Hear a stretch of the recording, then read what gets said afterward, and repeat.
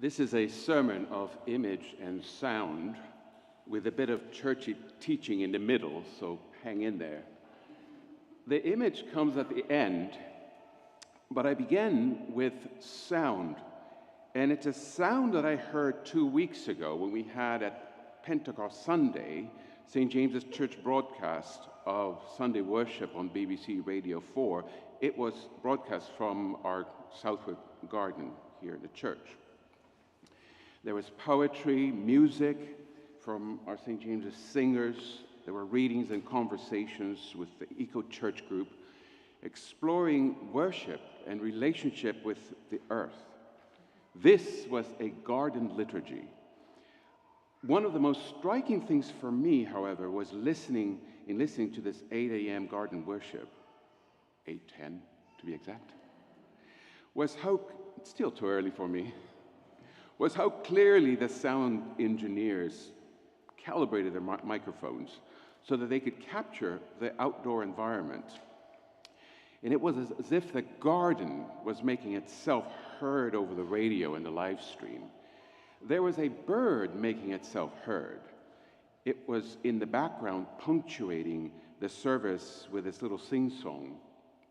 And this too became part of the worship and part of the conversation. I found out later that this bird was a wren. So if you know what a wren sounds like, and now I do, I didn't before, just imagine that song blending with the singing and the poetry and the prayers and the reflections. Our verger Tokes read a text from the book of Job. But ask the animals, and they will teach you, and the birds of the sky, and they will tell you. And sure enough, the wren's singing was not just background to the service, it was a conversation all its own. A wren song of the earth, of earth justice, you might say. But this was no special composition for the day. Being itself was enough for the wren to sound out nature's own act of worship on radio. And the garden was simply doing what it always does, delight heaven by being itself. There is something, I think, of this lesson in our gospel passage this morning, but this is something that we can easily miss if we read the passage as a conflict between Jesus and the religious leaders who are out to get him. So we have in the gospel, on the one hand, an antagonistic religious people, and on the other hand, Jesus putting a view that is very different from theirs. The Pharisees imagine God as a very large, self-imposing, pushy being, making up rules to make everyone unhappy.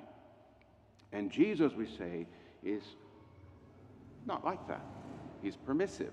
He's willing to bend the rules if it means that people, in this case his disciples, get to have something to eat, even on the Sabbath.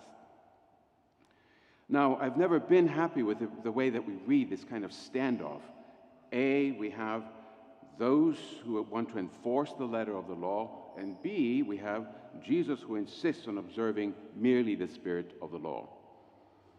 And I think Jesus has really something else in mind. For one thing, the Pharisees really are thinking about the Sabbath as a really important day, a day when it's to be a day of rest and there is no work. Picking grain is work, but the disciples are breaking the Sabbath by pulling the heads of grain from the fields they're passing through. And there's always been a sense of disquiet in me, I have to say, about the way we read this. We read this as, this is Jesus versus the synagogue, and that very quickly translates into Jesus versus the Jews. And you can see how this kind of anti-Semitic sentiment sort of gets in there. It has got in there historically throughout the life of the church.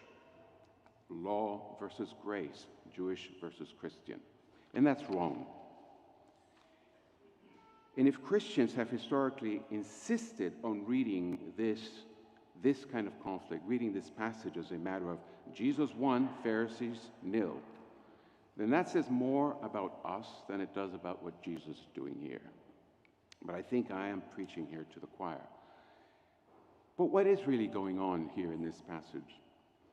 The Pharisees, I think, get a bad rap. We see them as religious busybodies who look at the fields that Jesus is walking through, and all they see is reasons to enforce churchy do's and don'ts.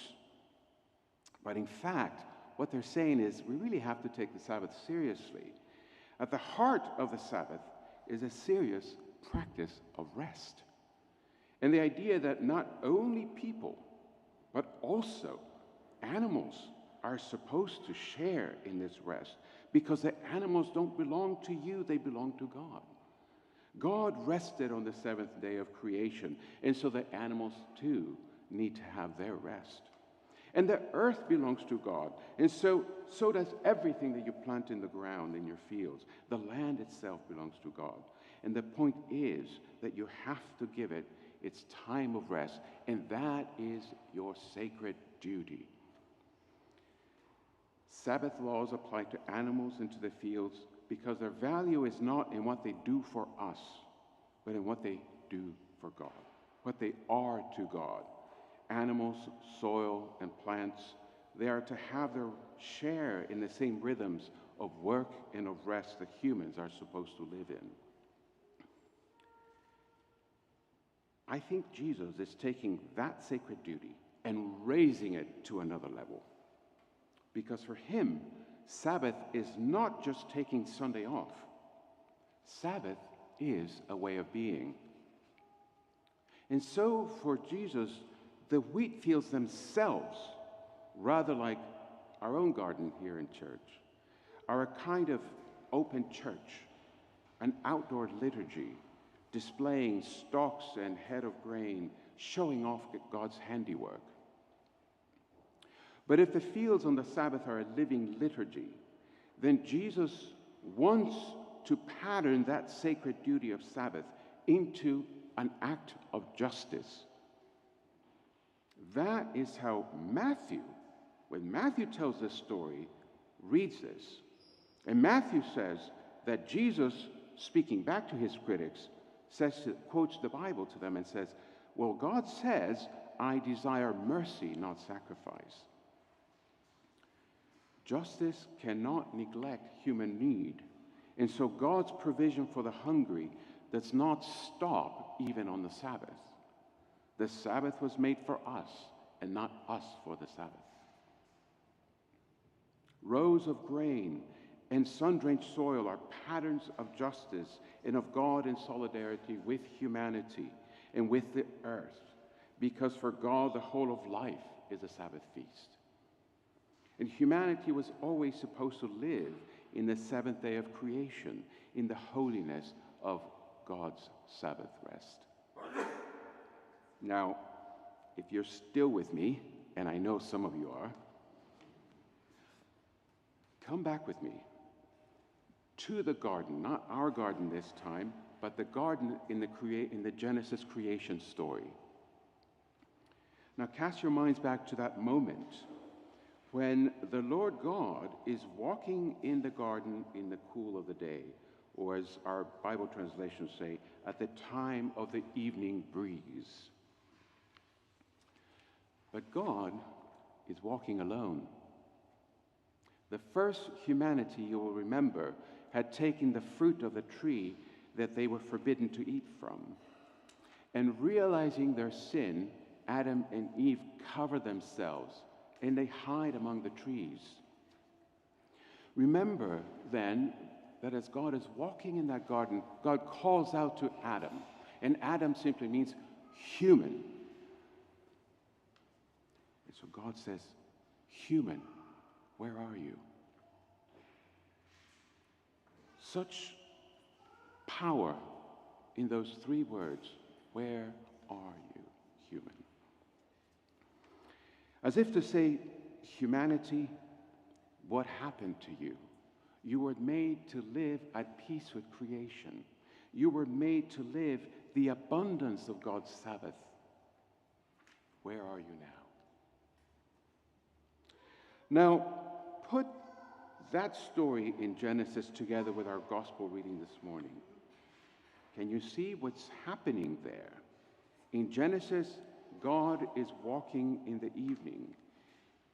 In the story from the gospel, Jesus is walking during the day. In Genesis, God is walking alone. In the gospel, Jesus is walking with his friends. In Genesis, Adam and Eve took from the tree. In the gospel, the disciples take from the heads of grain. In Genesis, it makes God sad to see the unmaking of the Sabbath rest. And in the gospel, putting mercy back into the Sabbath makes Jesus Lord of the Sabbath. Jesus vindicates the disciples taking the heads of grain on the Sabbath. Jesus reverses the sin of Adam and Eve. He is then the continuation and the completion of that Sabbath for humanity. Gleaning the heads of grain in broad daylight when you're hungry becomes the true measure of the Sabbath. And so the Lord of the Sabbath makes way for a Sabbath faith that you and I can live in. He gives us lives of reconnection and rest, lives of mercy and grace in our relationship with God, with one another, with the earth. That was the churchy bit. Now for this final image. I picked up a novel in a church book sale. Now don't worry, it's not a very big novel. The novel tells the story of the building of a medieval cathedral church. This cathedral has been in construction for well over 150 years. And all that is left is to raise the spire that is going to go on top of the church. And even while the people are overseeing the preparations for the spire and for all the supporting structures underneath all that scaffolding, what we see is the life and rhythm and patterns of prayer in that cathedral taking place day by day. But we learn that the cathedral is most itself in the morning hours, when the rhythms of morning prayer rise from the cathedral community, and when the church fills with morning light. In fact, the novel opens with a description taking readers on a walk through the cathedral nave in that morning light. Here's what it says. There had been sun before, but not like this. The most seeming solid thing in the nave was not the wood and the canvas scaffolding that cut the cathedral in two at the choir steps. It was not the two arcades of the nave, nor the chantries and the painted tomb slabs between them. The most solid thing was the light. It smashed through the rows of windows in the south aisle so that they exploded with color. It slanted from right to left in an exact formation to hit the bottom yard of the pillars on the north side of the nave. Everywhere, fine dust gave these rods and trunks of light the importance of dimension. The individual grains of dust turned over each other or bounced all together like fine embers in a breath of wind. Nothing but color, honey color slashed across the body of the cathedral, where the south transept lighted the crossways from 150 foot of monochrome stained glass. The honey thickened in a pillar that lifted straight. One could only shake one's head in rueful wonder at that solid sunlight. If it were not for the pillars, one would take the light to be the church's true dimension.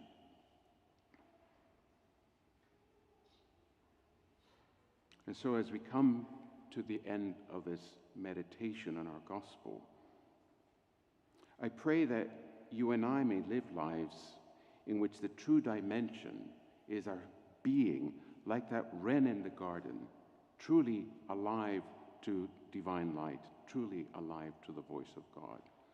And that we may find ourselves most ourselves when we hear the voice of God saying to us, "Human, where are you?"